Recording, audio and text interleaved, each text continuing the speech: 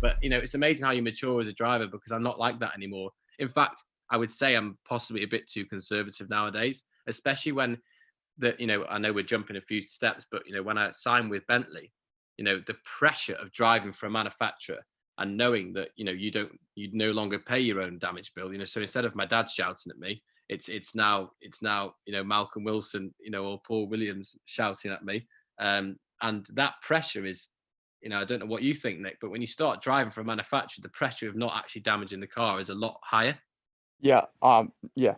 I mean, for Yeah. me, yeah, it's a big old uh change in it. I was lucky that I got sent out to China my first year with BMW. The main factory thing I did that year was the Nordschleife, so I was sort of just thrown in, no expectations, and did quite well. And also, I'd say my change. Obviously, I'm a little bit older. How old are you now?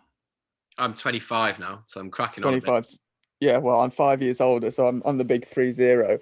And by that time, I'd already done like a few Formula One tests and stuff like that. So the pressure wasn't quite as apparent, because there's nothing like jumping in your first F1 test and the chief engineer going, "Yeah, well, we haven't got spares, so just make sure you go fast, but you don't crash it." I was like, "Right, okay, okay, mate, yeah, okay, yeah, thanks, okay, sorry." The um, pressure. Oh, yeah, just shaking as you're going out the garage, and ever since then, I've never it's really 300 felt it. grand for a front wing. Yeah, exactly.